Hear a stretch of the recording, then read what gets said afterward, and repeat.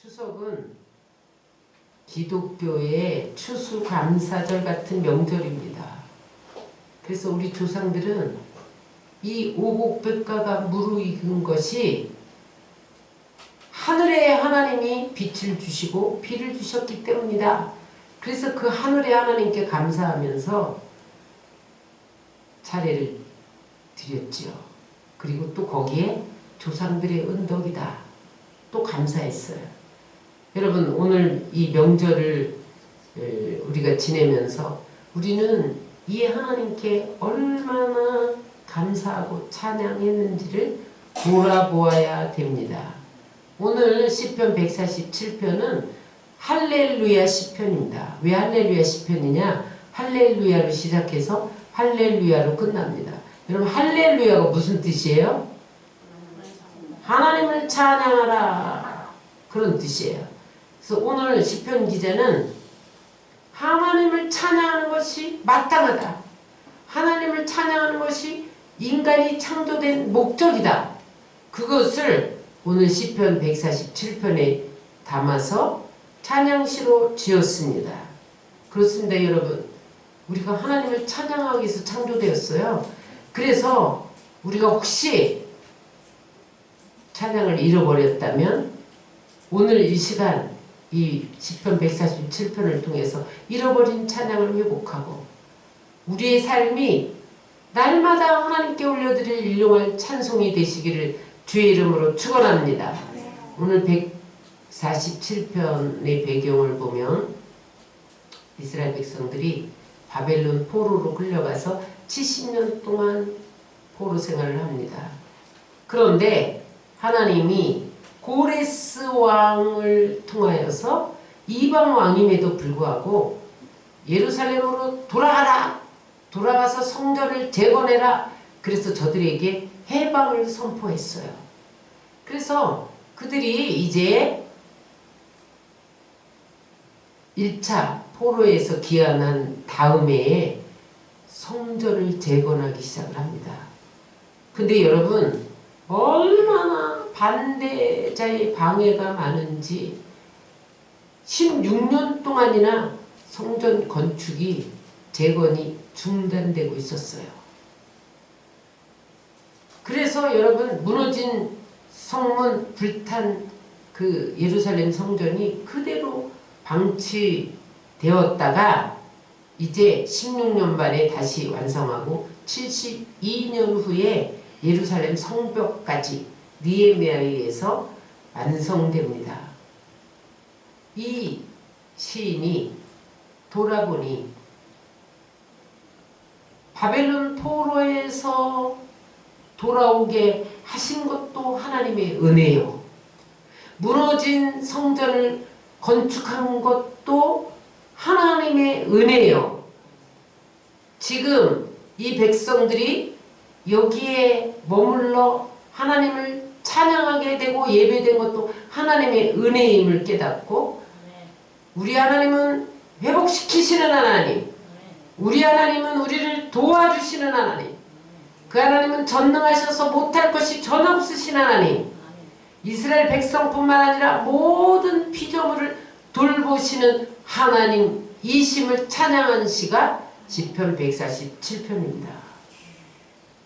따라하세요. 이스라엘의 회복은 인간의 노력의 결과가 아니라 하나님의 은혜의 결과였다. 그렇게 고백한 시가 147편입니다.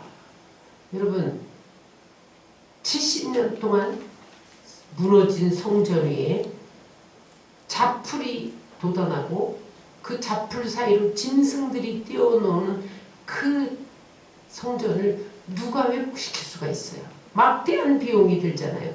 막대한 인력이 필요하잖아요. 여러분, 70년 동안 포로 생활하면서 완전히 빈털터리가 돼서 돌아왔는데 어떻게 성전을 재건할 수가 있어요? 그래서 그들은 다시 회복할 수 없을 것 같은 불가능해 보이는 이 성전을 재건하신, 불가능을 가능케 하신 하나님을 찬양하고 노래했습니다. 여러분, 우리 인간의 눈으로 보기에는 도저히 어떻게 해볼 도리가 없다. 그렇게 처참하게 무너진 것 같아도 여러분 하나님이 세우시고 하나님이 고쳐주시고 싸매주시면 다시 회복되는 것을 믿으시기 바랍니다. 우리 인생도 마찬가지예요. 여러분 우리가 이 세상을 살면서 지키고 상처받고 넘어진다 할지라도 우리 인생이 처참하게 망가진 인생처럼 되었을지라도 하나님이 만지면 회복되는 것을 믿으시기 바랍니다. 그래서 여러분 우리는 그 하나님을 찬송해야 돼요. 우리가 날마다 하나님 일용할 양식을 내게 주옵시고 그렇게 구하는 것처럼 우리의 삶을 통해서 일용할 찬송을 올려드려야 돼요. 그러면 오늘 시편 147편에 찬양해야 할 이유가 무엇인가에 대해서 말씀하고 있는데 따라하세요. 회복시키는 하나님을 찬양해야 된다. 우리 2절 3절을 다 같이 읽겠습니다. 여호와께서 예루살렘을 세우시며 이스라엘의 흩어진 자를 모으시며 상심한 자를 고치시며 그들의 상처를 싸매시는도다. 2절 3절에 하나님은 어떤 하나님이냐 따라하세요. 세우시고 모으시고 고치시고 싸매시고 회복시키시는 하나님이다.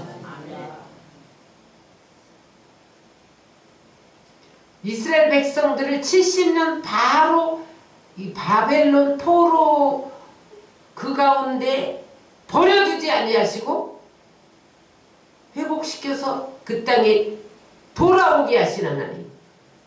그들이 흩어져 살았는데 모으시는 하나님. 그 다음에 또 모으실 뿐만 아니라 세우시는 하나님. 무너진 그 황폐한 예루살렘 성전을 다시 세우시는 하나님. 성벽을 재건할 때 산발랏 도비아 게셋 사람들이 여러분 얼마나 방해를 했어요. 거짓 소문을 퍼뜨리고 아닥사스다 왕에게 거짓 편지를 붙이고 거짓 선지자까지 동원해가지고 여러분 얼마나 방해를 했어도 유다 백성들은 거기에 굴복하지 않고 한 손에는 농기구를 들고 한 손에는 무기를 들고 밤에는 파수하고 낮에는 일하고 물 길러 갈 때도 무기를 들고 가고 잘 때도 옷을 벗지 않고 지키면서 마침내 예루살렘 성벽을 52일 만에 완성합니다. 여러분 이것은 누가 봐도 하나님이 세우지 않으면 세울 수가 없는 불가능한 일이었어요. 이 어찌 이것을 찬양하지 않을 수 있냐는 거죠. 또 여기 보면 상심한 자를 맞추시는 하나님이라. 여기 상심한 것은 문자적으로 보면 따라서요. 마음이 깨어져서 조각난 상태이다. 여러분 예루살렘 성벽이 바벨론 공격을 받아서 완전히 조각났죠. 산산조각이 났죠. 하나님이 그 조각난 예루살렘 성벽을 세우셨듯이 하나님은 우리 인생이 찢어지고 조각나간다 할지라도 하나님은 조각난 부분을 맞추시는 하나님의 것을 믿으시기 바랍니다. 우리가 하나님을 목적하고 살아가면요 하나님은 우리 인생에 때로는 조각이 났을지라도 어떠한 상처가 있을지라도 하나님은 맞추시는 하나님이기 때문에 우리는 하나님을 찬송해야 할 충분한 이유가 있는 것을 믿으시기 바랍니다. 여러분 하나님은 지금도 질병에서 건강으로 회복시켜 주기를 원하세요. 가난과 저주에서 풍부로 여러분 풍성함으로 회복시켜 주기를 원하세요. 우리 하나님은 회복시키는 하나님 것을 믿으시기 바랍니다. 예루살렘 성전을 회복시키고 예루살렘 성벽을 회복시키듯이 우리의 삶을 회복시켜주는 하나님 것을 믿으시기 바랍니다. 여러분 욥기를 보세요. 욥이 자녀도 잃어버려 재산도 하루아침에 다 탈취당해 명예는 땅에 떨어져 생명 위에는 모든 것이 이렇죠. 친구도 네가 무슨 죄가 있어서 이런 중한 형벌을 받느냐. 아내도 그런 하나님 믿지 말고 욕하고 죽어라. 그렇게 떠났는데 그렇게 조각난 인생을 할지라도 그가 하나님을 만나고 하나님을 붙들고 나아갈 때 갑절로 회복시켜 주신 것을 믿으시기 바랍니다. 여러분, 다니엘은 하나님께 기도했다는 이유로 사자굴에 던져지잖아요. 사자굴에 던져진 것뿐만 아니라 그의 국무총리 명예가 조각이 났어요.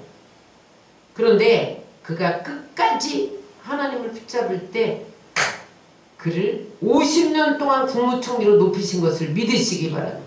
하나님은 우리의 조각난 인생을 회복시키는 하나님이에요.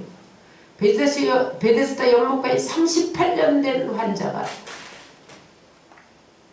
물이 동하면 뛰어드는 자만 나은다는 소문을 듣고 모였는데 몸을 움직이지 못해서 그를 물에 집어넣어 줄 자가 없을 정도로 조각난 인생을 살았단 말이죠. 그런데 그가 예수님을 만나니 고통받던 조각난 질병에서 회복된 것을 믿으시기 바랍니다. 여러분, 가나의 혼인잔치에 포도주가 떨어져서 여러분 망신을 당할 뻔하고 그 기쁜 자리에 웃음이 그칠 위기에 처했는데 예수님을 그 자리에 모셨기 때문에 예수님을 만남으로 여러분 기쁨을 회복시켜 준 것을 믿으시기 바랍니다. 죽은 나사로로 인하여 절망한 마리아와 마르다에게 하나님이 죽은 나사로를 살려주셔서 기쁨을 회복시키는 하나님인 것을 믿으시기 바랍니다. 따라서 하나님은 찢기고 상하고 조각난 우리를 회복시켜 주신다. 우리의 가정과 우리의 직장과 사업과 삶의 자리에서 무너진 부분을 회복시켜 주시는 하나님인 것을 믿으시기 바랍니다. 질병이 무너져 있는 그곳에 건강으로 회복시켜 주시고 문제로 인해서 낙심하고 주저앉은 심령에 일으켜 세우시는 하나님이시기 때문에 우리는 충분히 그 하나님을 찬송할 수밖에 없습니다. 예레미야 33장 6절로 8절은 회복시키는 하나님에 대해서 이렇게 말씀하고 있습니다. 다 같이 읽겠습니다. 그러나 보라, 내가 이 성읍을 치료하며 고쳐 낫게 하고 평안과 진실이 풍성함을 그들에게 나타낼 것이며 내가 유다의 포로와 이스라엘의 포로를 돌아오게 하여 그들을 처음과 같이 세울 것이며 내가 그들을 내게 범한 그 모든 죄악에서 정하게 하며 그들이 내게 범하며 행한 모든 죄악을 사할 것이라. 이사야 30장 26절입니다. 여호와께서 자기 백성의 상처를 싸매시며 그들의 맞은 자리를 고치시는 날에는 달빛은 햇빛 같겠고 햇빛은 7배가 되어 7날의 빛과 같으리라. 하나님은 우리의 무너지고 조각나고 찢어진 곳을 하나님만 목적하고 살아가는 사람에게 7배로 회복시켜주는 것을 믿으시기 바랍니다. 그래서 여러분, 우리는 하나님을 찬양해야 돼. 그 하나님을 찬양하면 오늘도 하나님은 회복의 역사를 베푸십니다. 치유의 역사를 베푸십니다. 우리 삶과 가정과 교회와 우리의 민족 위에 하나님의 회복의 역사가 일어나는 것을 믿으시기 바랍니다. 두 번째, 우리가 찬양해야 할 이유는 따라서 전능하신 창조주 하나님을 찬양해야 된다. 4절 6절입니다. 별들의 수요를 세시고 그것들을 다 이른 대로 부르시는도다. 우리 주는 위대하시며 능력이 많으시며 그의 지혜가 무궁하시도다. 여호와께서 겸손한 자를 붙드시고 악인들을 땅에서 엎드러뜨리시는도다. 여러분, 이 우주의 크기가 얼마나 클까요? 여러분 아는 분, 우주의 크기를 아는 사람이 하나도 없어요. 천문학자들에 의하면 은하계에는 1,000억 개의 별이 있다는 거예요. 그것도 인간이 알 수 있는 범위 안에서, 우리에게 알려진 공간에서 1,000만 개의 은하계가 있다는 거예요. 근데 여러분, 이 우주의 크기를 우리는 다 몰라요. 근데 우리가 그냥 과학의 힘으로 지금 인간이 파악해놓은, 인간에게 알려진 전체 공간은 아직 알려지지 않은, 우리가 파악하지 못하는 우주 공간의 10억분의 1밖에 안 된다는 거예요. 그러니까 여러분, 이 우주는 엄청나게 큽니다. 근데 여러분, 우리가 그냥 과학적으로 발견해낸 그런 은하계에만 1천억 개의 별이 있는데 누가 여러분 그 별을 세겠어요? 누가 그 별자리에 이름을 다 부르겠어요? 여러분 별자리 우리 북두칠성, 곰자리 뭐 이렇게 우리가 이름을 붙이잖아요. 근데 하나님은 그 하나 1천억 개의 별, 아니 알려지지 않은 그 천체 공간에 수만 개, 수억 개의 은하계의 이름을 다 아신다는 거예요. 다 불러주신다는 거예요. 어떻게 하세요? 하나님이 창조하셨기 때문에. 여러분 이 마이크를 만든 사람은 이 마이크를 속속들이 압니다. 하나님이 이 천지만물을 창조하셨기 때문에 별들의 수요를 세시는 거예요. 별들의 이름을 다 부르시는 거예요. 그 하나님이 우리를 다 하시는 것을 믿으시기 바랍니다. 여러분 별들의 수요를 다 하시는 하나님, 별들의 이름을 다 하시는 하나님이 십자가에 못 박혀 그 핏값으로 우리를 사셨는데 우리를 어찌 모르시겠어요? 그분은 우리의 눈물을 아십니다. 우리의 고통을 아십니다. 우리의 탄식을 아십니다. 우리의 염려를 아십니다. 여러분 우리의 필요를 아십니다. 그래서 여러분 그 하나님에게 우리는 날마다 일용할 감사 찬송 올려드려야 돼요. 하나님은 우리를 잊지 않으시는 분이에요. 이사야 49장 15절 16절입니다. 여인이 어찌 그 젖먹는 자식을 잊겠으며 자기 태에서 난 아들을 긍휼히 여기지 않겠느냐. 그들은 혹시 잊을지라도 나는 너를 잊지 아니할 것이다. 내가 너를 손바닥에 새겼고 너희 성벽이 항상 내 앞에 있나니. 여러분 젖먹이 아이를 어찌 어미가 잊을 수 있겠어요? 잊을 수 없죠. 저는 이 말씀을 읽을 때마다 벳세메스로 가는 암소 생각이 나요.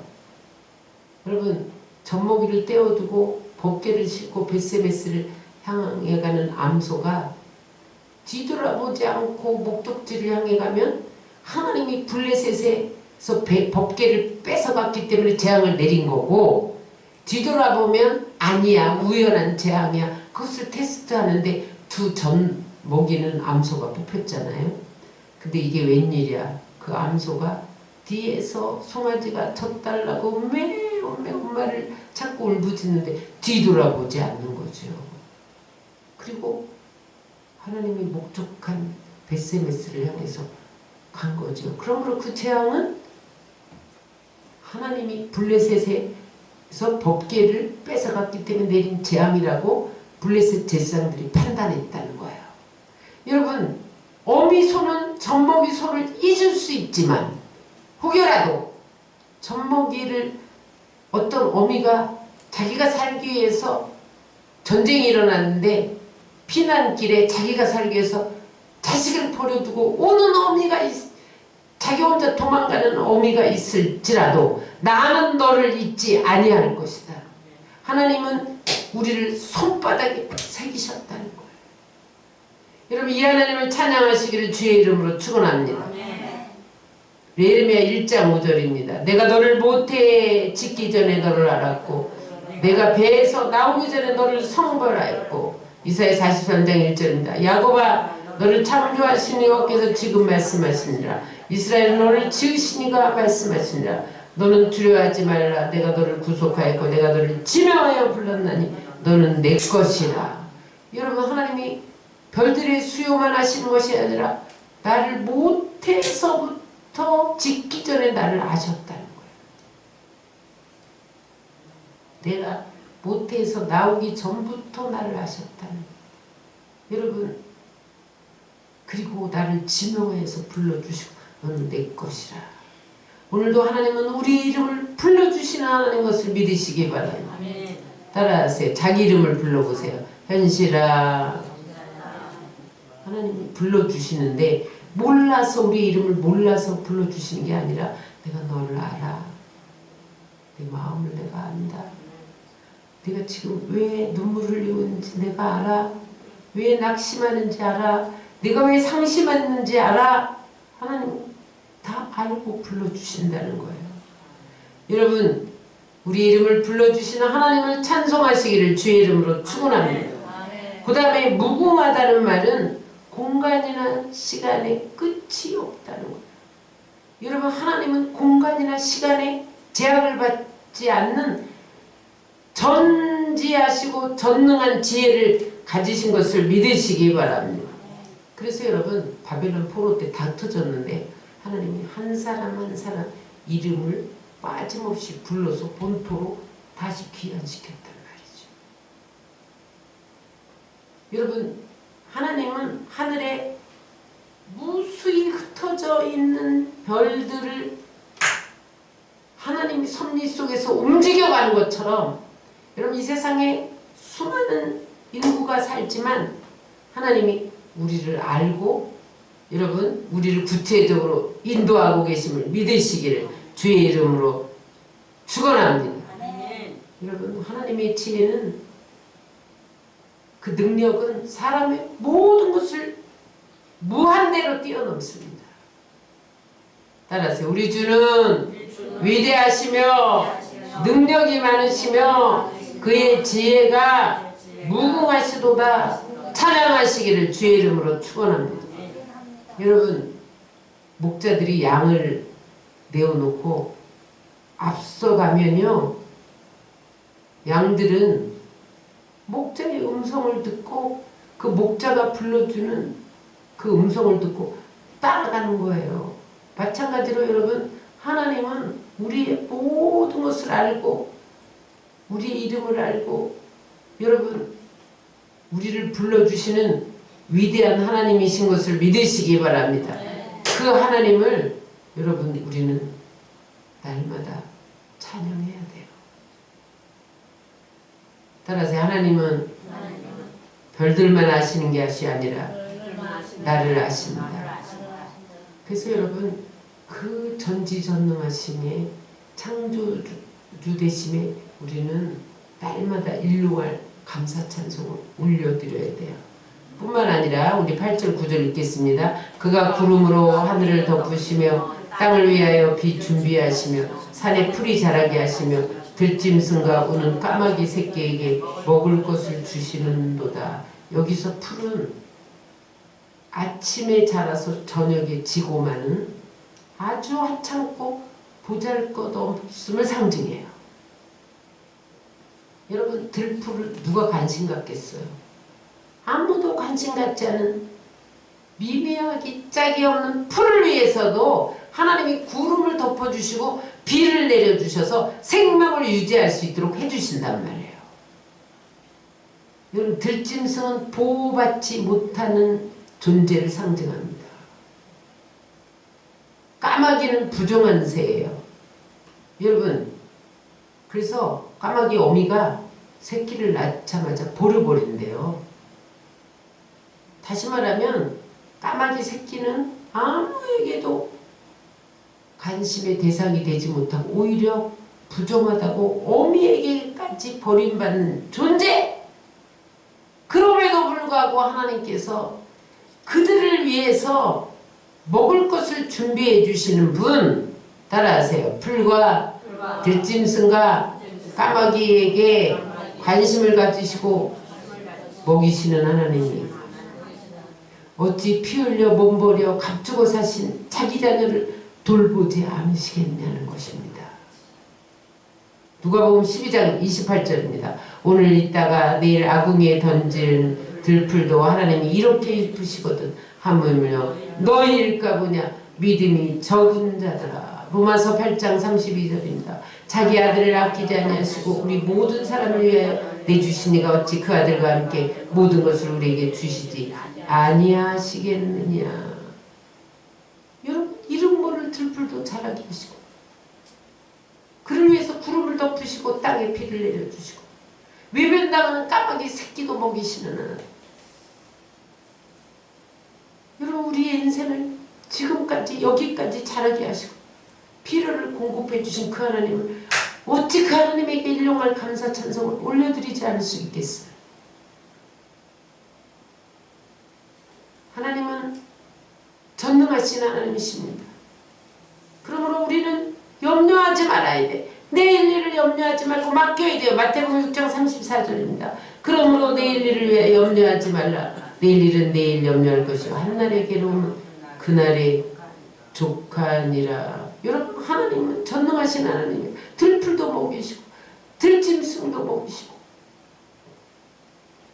여러분 아무도 관심 갖지 않는 까마귀도 생명을 유지하게 하시는 하나님이 하물며 너희일까 보냐. 나를 위해 독생자를 아끼지 않고 주시니까 독생자와 함께 무엇을 주지 않겠어요? 그럼요. 염려를 맡기세요. 여러분 하나님은 어떠한 문제도 다 해결할 능력이 있으신 것을 믿으시기 바랍니다.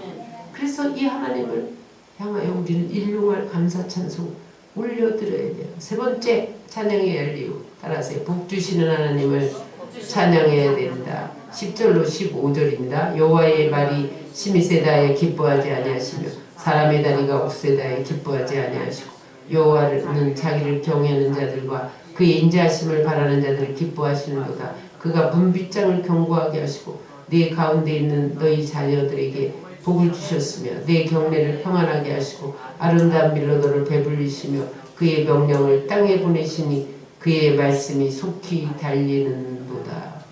여러분 하나님을 찬양할 수 있는 사람이 어떤 사람이냐에 대해서 말씀하고 있는데 여기 말의 힘은 군사력을 말해요. 사람의 다리는 힘을 상징합니다. 다시 말해서 어떤 사람이 하나님을 찬양할 수 없냐? 자기를 의지하고 자기 능력을 과신하는 사람 하나님을 찬양할 수 없다는 거예요. 어떤 사람이 하나님을 찬양하냐? 하나님을 목적으로 삼고 하나님의 인도하심을 소망하는 사람만이 하나님을 찬양할 수 있다는 거예요. 그러므로 여러분 자기를 과신하고 말의 힘 자신의 다리를 기뻐할 것인지 하나님의 능력을 은혜를 기뻐할 것인지 우리가 선택하고 하나님을 찬양하면 하나님은 그 자녀들에게 복을 주시는데 경내를 평안하게 하시고 따라서 경내를 평안하게 하시고 아름다운 밀로 배불리게 하시고 자녀들에게 복을 주신다. 그 다음에 그 복을 주실 뿐만 아니라 따라하세요. 문빗장을 견고하게 하신다. 따라하세요. 하나님을 찬양하면 우리 문빗장을 견고하게 하신다. 옛날에 우리가 시골 살 때 도둑놈이 들어오지 못하도록 대문에 문빗장을 견고하게 해요. 그래서 대문을 걸어 잠그고 빗장을 지릅니다. 고리를 또 만들어서 씌워요. 못 열게. 다시 말하면 문빗장을 견고하게 한다는 것은 하나님이 지키시고 보호해 주신다는 거예요. 하나님을 찬양하는 자를 하나님이 지키시고 보호해 주시는 것을 믿으시기 바랍니다. 여러분 고대 전쟁에서 이기려면 성을 빼앗아야 돼. 근데 여러분 그래서 성을 너무 비쌌잖아요. 못 빼앗게. 근데 성을 빼앗는 방법이 세 가지야. 첫 번째는 그 빼앗으려는 성만큼 나무로 성벽을 만들어서 성에게 붙이는 거야. 그래서 그걸 딛고 올라가서 성을 빼앗는 거야. 근데 여러분 그 높은 성을 나무로 만드는 게 쉬운 일이 아니죠. 그리고 이동하려면 여러분 굉장히 어려운 거야. 그래서 그 방법은 잘 설명하죠. 두 번째 뭐냐면 사닥다리를 타고 올라가서 성을 정복하는 거야. 근데 여러분 사닥다리를 타고 올라갈 동안 성곡대기에서 이렇게보다 뜨거운 물을 들이고 기름을 들이고 그러면 고스란히 망하는 거야. 그래서 그 방법도 잘 사용하지 않고 세 번째 방법이 가장 많이 선호됐는데 성문을 부수고 들어가는 거야. 그래서 성문을 부수지 못하도록 문빗장을 끼운 거야. 쇠로 만들어서 끼운 거예요.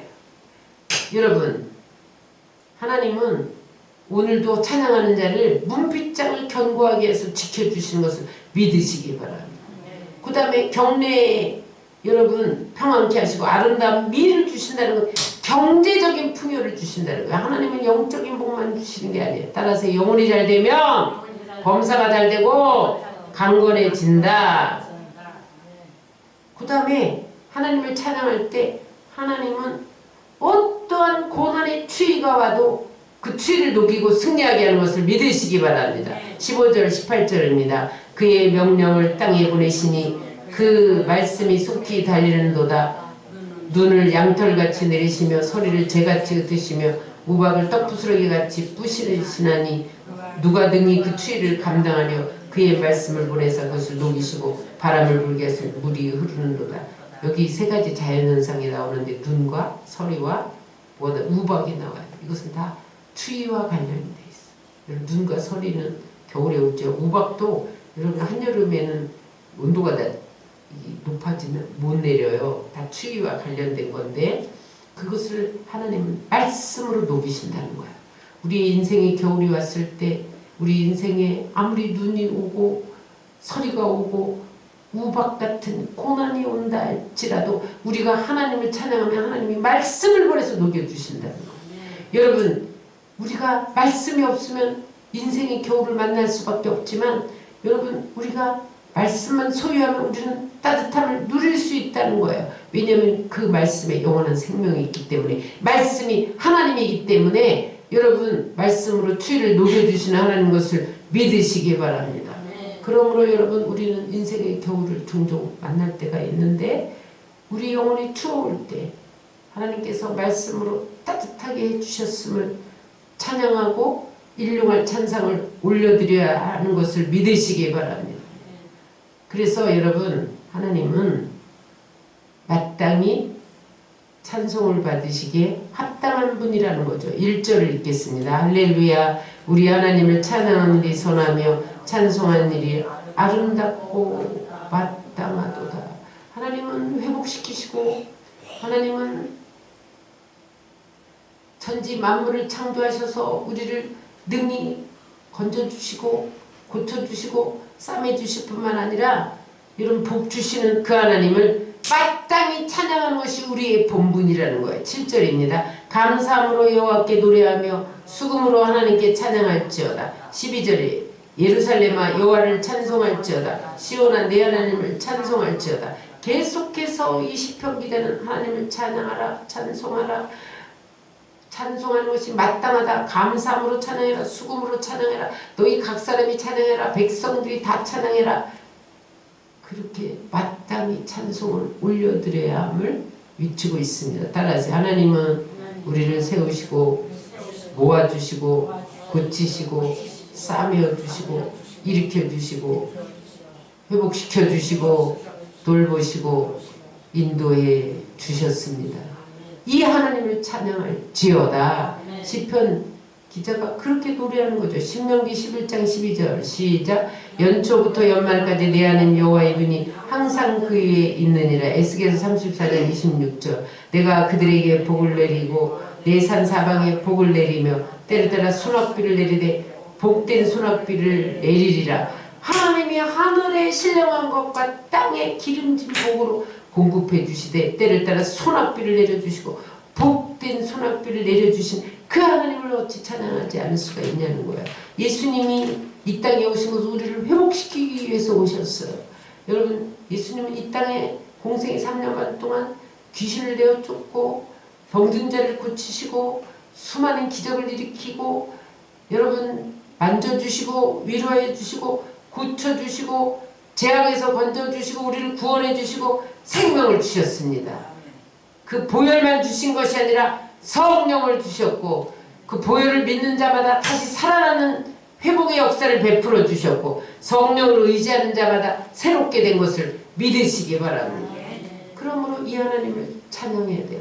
여러분 우리가 주기도문에 우리에게 일용할 양식을 주옵시고 일용할 양식을 구하라고 말씀하셨는데 여러분 우리가 일용할 양식만 구하는 것이 아니라 우리가 우리의 삶을 통해서 일용할 감사 찬송을 올려드리면 하나님은 우리를 회복시켜 주시고 우리를 인도해 주시고 우리를 지켜 주시고 고쳐 주시고 싸매어 주시는 것을 믿으시기 바랍니다. 돌봐 주시고 인도해 주시는 것을 믿으시기 바랍니다. 오늘 말씀을 정리합니다. 여러분 이 추석 명절에 우리 조상들이 햇빛과 비를 주신 하나님을 찬송하고 감사했던 것처럼 우리 삶이 하나님께 올려드리는 일용할 감사 찬송이 되어야 됩니다. 하나님이 우리를 세우시고 모으시고 고치시고 싸매주시고 인도해 주시고 지키시고 공급해 주시고 풍성한 복을 주신 그 하나님을 마음껏 찬송하시기를 바랍니다. 입술로 찬양하시기 바랍니다. 마음으로 찬송하시기 바랍니다. 삶을 통하여 일용할 감사 찬송을 올려드리는 우리의 일생이 되기를 주의 이름으로 축원합니다.